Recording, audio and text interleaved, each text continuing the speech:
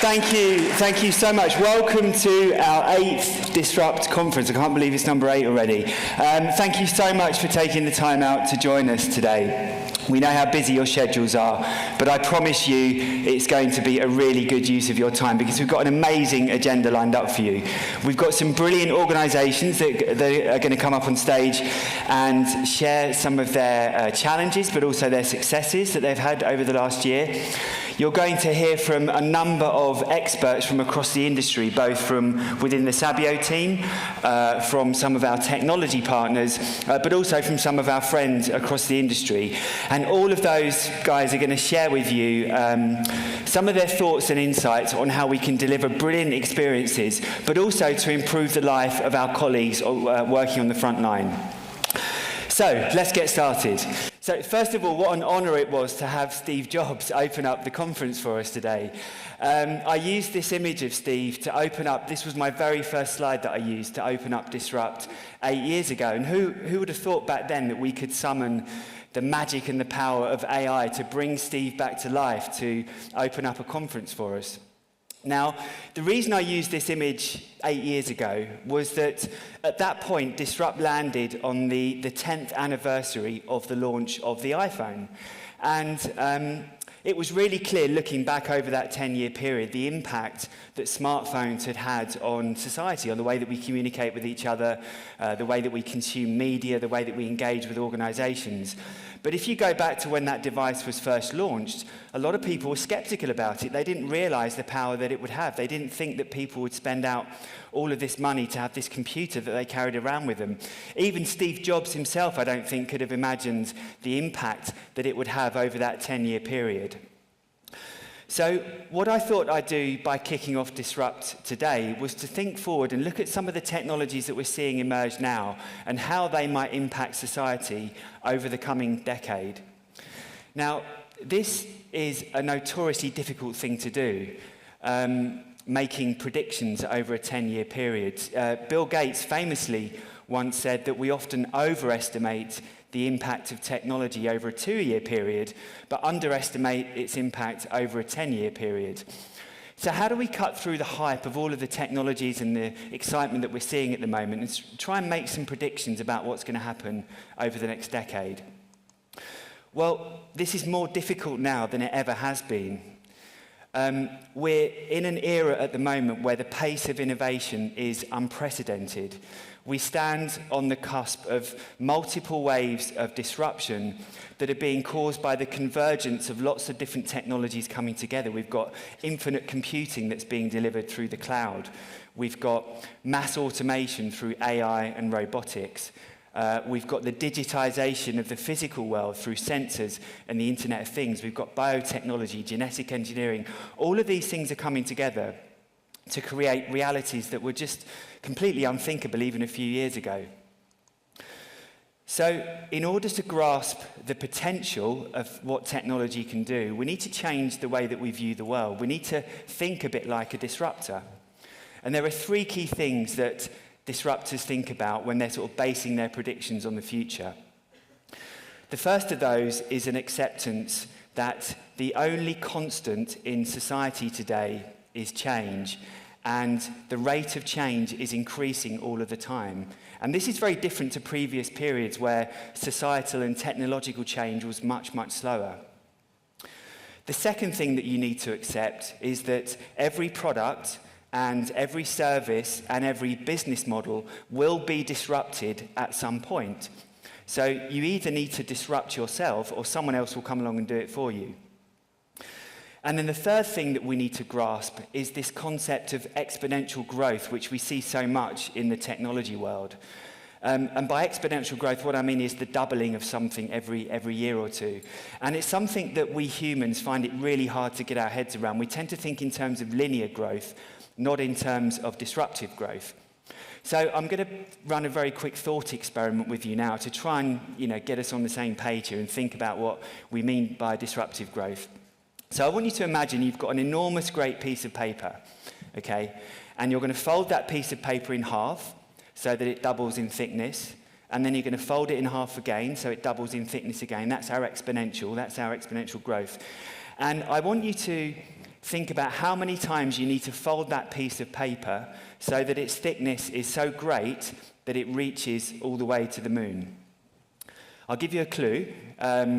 So if we think about when we folded it 10 times, it's about 1 centimetre thick. Okay, anyone want to shout out any answers, any ideas? No? Okay, so the answer is, as we get to 25 folds, we're already as high as the Empire State Building, and then it's only 42 folds where we get to the distance all the way to the moon. And of course, by the 43rd fold, we're back again. So what we call this is the deceptive growth phase, when we have the doubling of very small numbers. And then all of a sudden, we see this explosive growth in this disruptive phase, and that's the nature of exponential growth. And of course, we've seen this for many, many years now in the computing sector. A lot of people talk about Moore's Law, which Gordon Moore, founder of Intel, recognized back in the 1950s, 1960s. But actually, you can trace this back all the way to the very first computers in 1900, the first mechanical computers. And what we've seen is a doubling of compute power roughly every 18 months or so, ever since the year 1900. And that's, as far as we can tell, that will continue, certainly over the next decade and beyond. And that's really what's powered us through this recent smartphone era. We've only got to go back to about the year 2000, when the world's most powerful supercomputer is broadly equivalent to the modern-day phones that we carry in our pockets today in terms of processing power. So it powered us through that era. It's the reason why we've got these incredibly powerful devices that we carry with us and we wear on our wrists. And it's going to be the thing that powers us through this next phase into the AI era going ahead as well. So I wanted to quickly jump back to the birth of AI, which was going back to this period here, the inventor of this machine, the Colossus, an incredible machine that helped the Allied forces win World War II. It was invented by this chap, Alan Turing, which I'm sure many of you would have heard of. And it was Alan Turing that first dreamt of this idea of computers that could think for themselves. And he very famously came up with this thought experiment that he called the imitation game. That's what the film was named after, if you've seen it, but we subsequently renamed it as the Turing test. And his thought experiment was that at some point in time, machines would be indistinguishable to communicate with from humans. Now, here we are in 2024, a year and a bit after the launch of ChatGPT and the sort of mainstream of generative AI. We're not quite there yet. We haven't quite passed the Turing test yet. And a lot of experts are predicting that it's 2029, so 5 years' time, will be the point at which we pass the Turing test. But I want you to imagine what happens beyond this point, okay? Because the technology will continue to develop at an exponential rate. So at that point, not only will it be abundantly clear, that we are communicating with a machine, that machine will exhibit behaviors that are way beyond the intelligence of any human on the planet. They'll be able to instantly respond to any question. It'll be able to quote any expert. It'll be able to summon the world's information within a split second. So it won't just be equivalent to, it'll be way beyond the capabilities of any human on the planet as we extend beyond this point. So that's going to be really interesting, obviously, at that point. But if we bring it back to today, how do we think society will adopt this technology? Well, in the short term, we're starting to see the emergence of what people call these co-pilots. We're seeing it from Microsoft and Google within their productivity suites. We're seeing it in applications like Salesforce as part of a CRM suite. And what this does is provide a natural language interface for you to extract more value from these tools. So you can ask questions of it, and it helps you to be more productive. It helps you to drive your creativity. And I think very quickly we're going to get to the point where these tools are going to become table stakes for any business over the next couple of years. If we think about the talent that we have in our organizations today, or that we want to bring into our organizations, they are going to very quickly demand access to this technology, because it's going to be critical to allowing them to do their best work, to be their most creative, to be their most productive. But as we get beyond this is when it starts to get really exciting. Today, if we think about the way that we use computers, they're so fundamental to the way that we manage our daily lives, both our personal lives and our work lives. But what we often do is we're constantly switching between different applications to carry out a task. We might have lots of different web tabs open. We might open up our calendar to see what we're doing. Maybe we'll use a spreadsheet to analyze some data. The challenge is that none of these applications have any context about who we are, about our preferences, our interests, our relationships, and therefore they can't use this information to do things on our behalf. So we carry the overhead of doing that, or if we're lucky, we have a partner or a spouse or maybe an assistant that does that for us. But in the next 5 years, this is going to change completely. We will simply be able to tell our devices in everyday language what it is we want them to do, and depending on how much information we share, they will be able to respond personally and carry out actions on our behalf. Now, this type of software that we can communicate with and carries out tasks is called an agent. And in the next 5 years, anybody with an internet connection will have access to these agents to be able to engage with technology and carry out tasks. So it's going to feel very much like we have a personal assistant that's working with us to help us through our daily lives. In terms of how we'll interact with these agents, it'll be just the same as we interact with our friends. Or our colleagues, we might pick up the phone and speak to them. We might send them an email. We might attach some data. We might, chat with them on WhatsApp or Slack or something like that. They will know where we've been. We'll share our location with them. We might share pictures with them. They'll know who we are, what we've been doing. And we will choose when and where and how to summon these agents, either to help us carry out a task completely or at least to help us make a better decision. So there are lots of different areas, I think, that are going to be impacted by this. If we think about healthcare as one example, today one of the biggest expenditures for pretty much every government is healthcare. And we constantly hear this about the NHS lurching from crisis to crisis. There are always funding challenges. And this is only likely to get worse as populations continue to age and we get more expensive treatments that come online. And if we think about AI's main role within the healthcare sector today, really it's to carry out administrative tasks, so typing up notes, that kind of thing. But in the future, these agents that we carry around with us will be able to help us as individuals and help patients out to deal with healthcare problems. So they'll be able to do basic diagnosis and triage and decide whether we need to go and seek professional treatment. They'll be able to proactively advise us if we've got issues and maybe measure our symptoms and track our recovery. And they'll also be able to help healthcare workers themselves make better decisions and to become more productive. And if you think about it, we're already taking the first steps toward this. We're covering ourselves in sensors today already. We've got these smartphones that we carry around with huge numbers of sensors in. We wear watches that take our pulse. Often, more and more, we're wearing rings these days that can track our sleep. Maybe in the future, we'll be wearing glasses that are able to, take other measurements from us.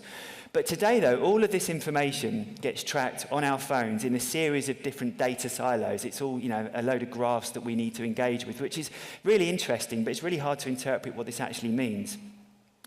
But an AI-based agent on our phone will be able to interrogate this data in ways that a GP or a surgeon wouldn't be able to interpret, and start doing some early diagnosis. Maybe it can spot signs of a virus. Maybe it notices that we're limping. It can offer help to us.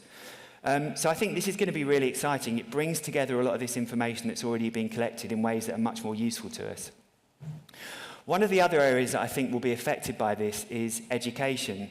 Now, we already see digital content being used extensively. I've got kids, my daughter, when she does her maths homework, for example, she does it online, and if she gets stuck on a question, she can click on a button and there's a little video behind of a tutor explaining an equation or something like that. Imagine when we can take that one step further and actually start to ask questions of that tutor. Maybe it can repurpose a formula for us or explain it in ways that are very personal to us. And again, I don't think this will replace teachers, but it will certainly supplement their work, help them plan lessons, and maybe liberate them from some of the paperwork that they have to spend so much time doing today, and help them to focus on the most important parts of the job.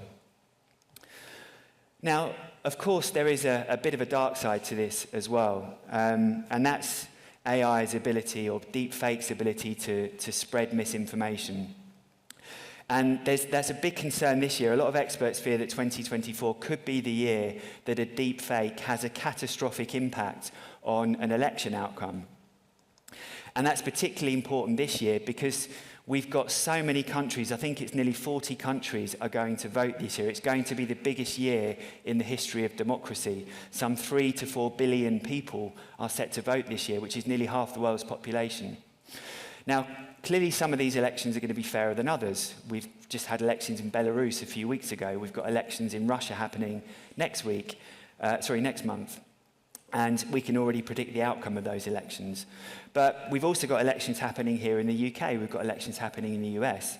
And we've got the likes of Donald Trump already casting doubt over that election process. So it really is quite concerning and potentially does pose a huge threat to democracy. Just a few weeks ago, we saw in the US that a deep fake of Joe Biden was used to call out for a number of voters in the New Hampshire Democratic primary elections. And it wasn't Joe Biden, it sounded just like him, and it was advising candidates to not vote and save their vote for later in the year. So this has really turned up the concerns about AI audio fakery to fever pitch. So I'm going to invite a special guest onto stage now to talk about this in a bit more detail. So can we bring our next guest in?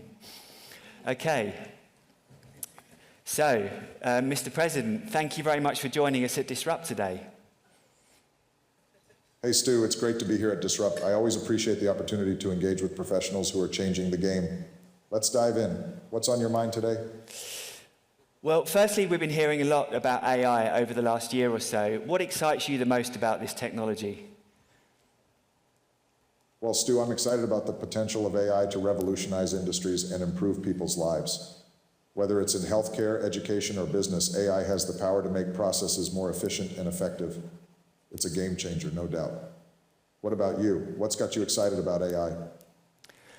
Well, lots of things excite me, but I'm interested in your views on how government can support the responsible development of AI. The responsible development of AI is crucial. It's important for governments to set clear guidelines and regulations to ensure that AI is used ethically and doesn't exacerbate existing inequalities. We need to make sure that AI is developed and deployed in a way that benefits everyone, not just a select few.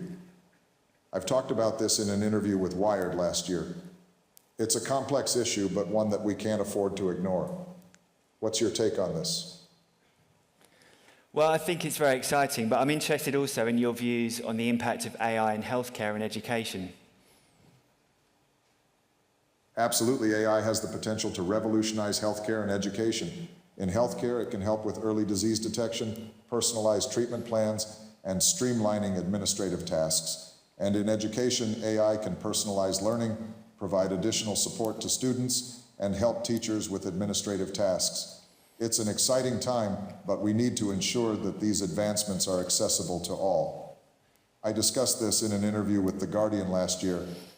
How do you see AI impacting healthcare and education? I'll talk about that a bit later on. I've got one more question. Are you worried about the role that AI could play to influence elections? The potential influence of AI on elections is definitely a concern. We've seen how misinformation and targeted messaging can impact public opinion.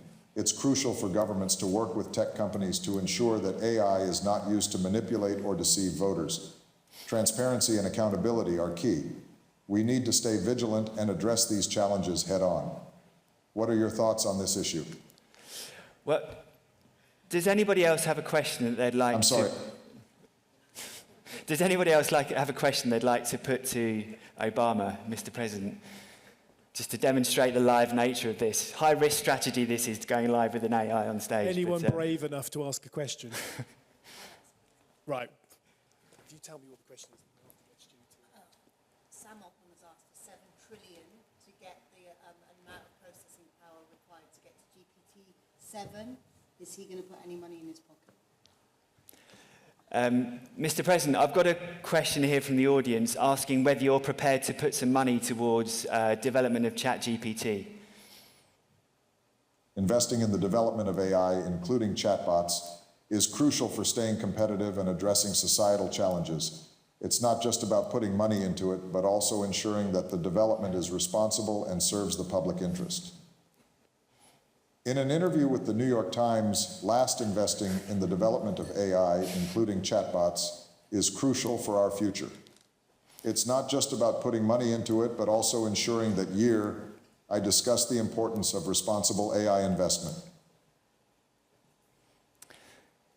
Any other questions? I've got one more question I'm going to put to him if there's no others. Okay, Mr. President, just to finish up, could you do a rap for me about AI in customer experience?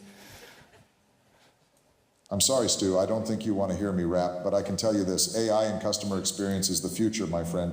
It's all about personalization, efficiency, and making people's lives easier. So let's keep pushing the boundaries and making sure that AI works for the people. How's that for a rap? Very good. Okay. He did one this morning when we asked him, by the way, so that's really interesting. Clearly, you must have heard my one from last year and was embarrassed to perform it on stage. So, okay, thank you. So, the reason we put this technology up on stage is that I think it's really interesting how we're going to be personifying AI going forward. And obviously, this was a live demo with a large language model sat behind it. If you want to have a bit of a look and feel and play with this technology, go to our AI stand downstairs, and our partner Rocket Maker helped us pull this together, so thanks to those guys for it. But the idea is we can start to pull together avatars, if you like, that can represent your brand. So they could be, appearing in your stores, or they could be in check-ins, or they could be, on your website or in your apps and stuff like that. So really interesting use of this technology. Go and check it out on our breakout downstairs. So, we've talked a lot about AI already, and we're going to be exploring this subject more and more as the day goes on, as you'd expect. But I'd like to move on to talk about another really interesting product development that we had last year that I think could really transform the way that we interact with technology over the course of the next decade. So, last year, after a lot of speculation, we finally saw the launch of Apple's Vision Pro headset. Now, this isn't the first augmented reality or virtual reality device of its kind. We've seen these devices released in the past. But in true Apple style, I think this seems to be the most well thought out, certainly from a usability and from a user experience perspective. And as we heard from Steve Jobs at the start, Apple does have a track record of creating these breakthrough computing platforms just at the time that they're ready for mass consumer adoption. Now, I haven't tried this device yet. I don't know if anyone in the audience has, but I've done a lot of reading about it. And by all accounts, it offers some pretty mind-blowing experiences that I think point to the future of computing. Now, Apple has cleverly branded this as a spatial computing device.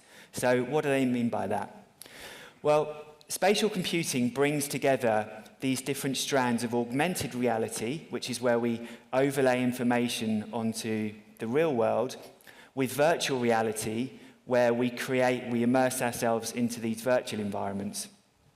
And in doing so, what it does is it creates a much bigger canvas on which we can overlay information, we can place applications, and therefore creates a much more interactive and immersive experience for us. And it does this by mapping out our surroundings, understanding the world that we're in, looking at the objects that are around us, and understanding how we move around those objects, and then placing digital information into that landscape to allow us to actually interact with it.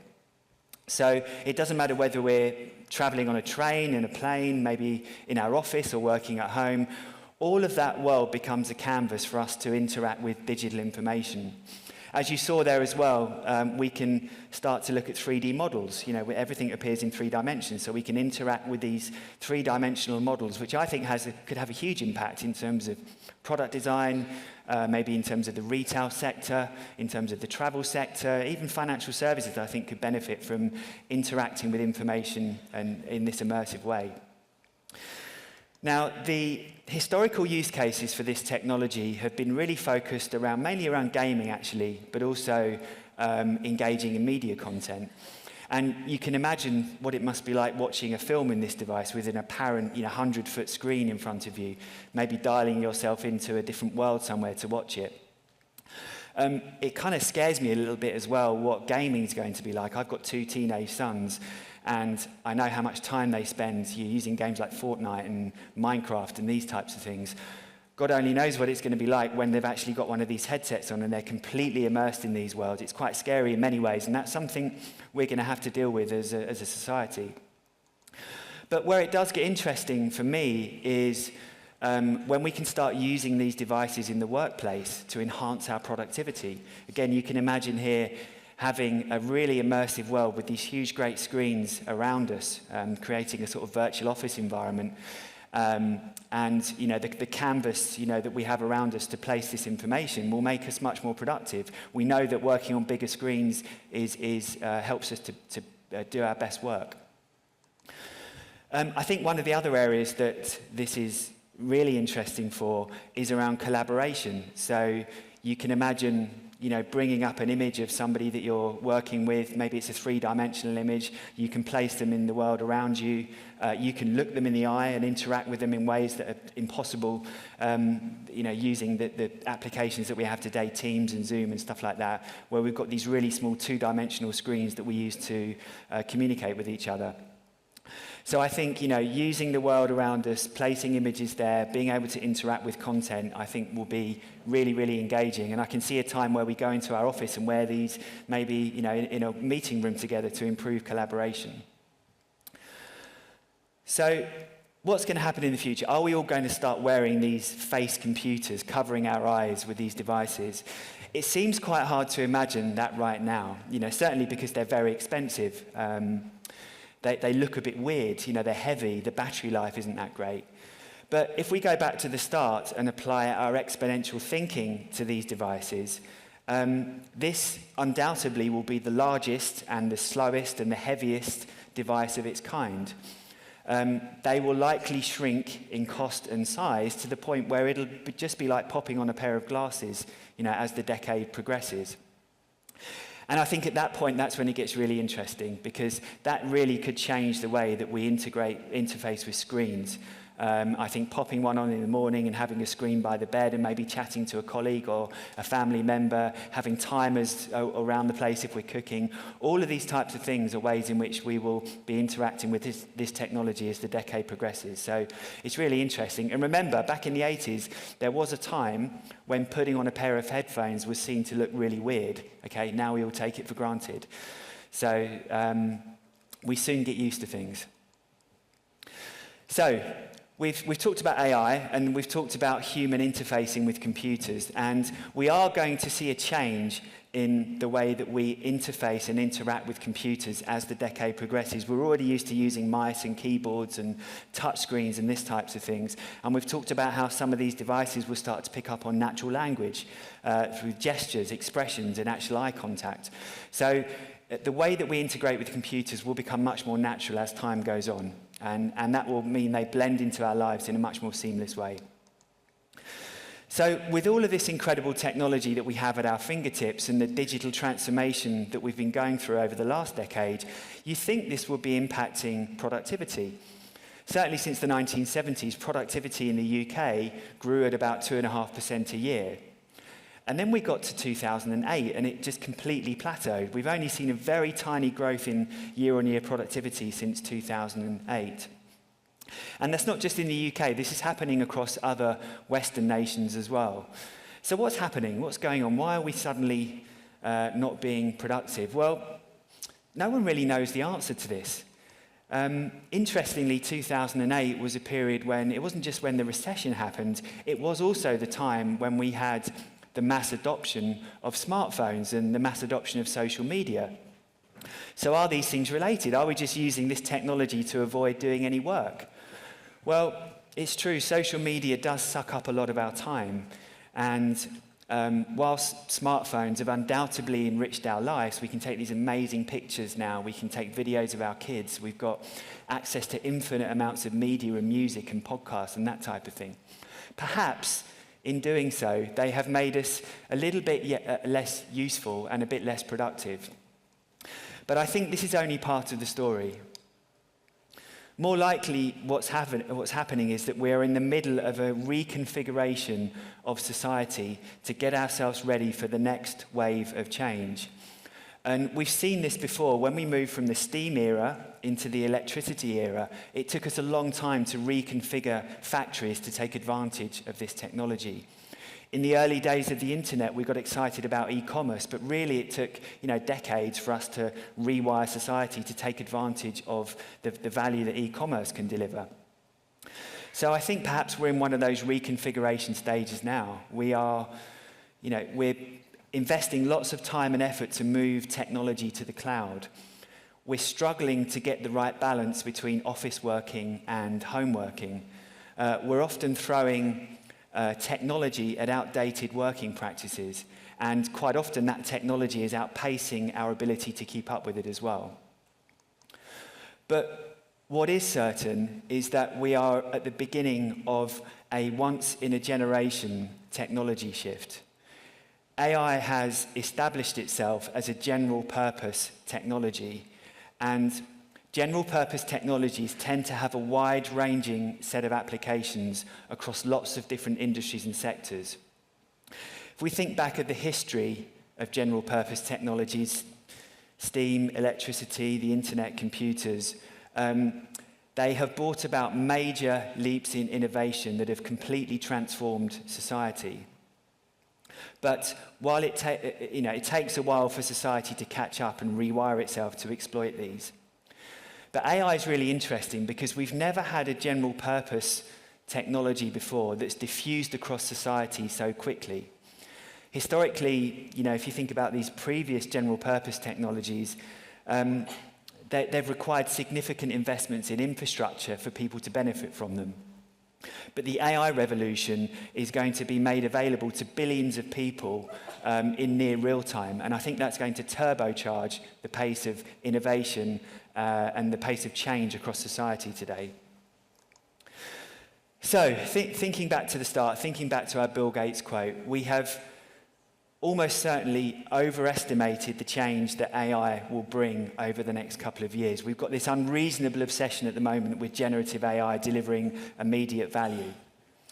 But when we think forward over the next 10 years, a bit like we saw with the iPhone, the changes that we're going to see in society will certainly surprise us. Hopefully they'll delight us in ways that we can't yet imagine. All we can do is prepare ourselves for an era of rapid change. And that means we need to be more experimental. It means we need to use our data really effectively. It means we need to make sure that our people are prepared and that our processes are flexible enough to be able to change and evolve at a rapid pace. And if we do that, it's the countries and the companies and the individuals that are best able to adapt are going to be the ones that thrive and survive in the coming decade.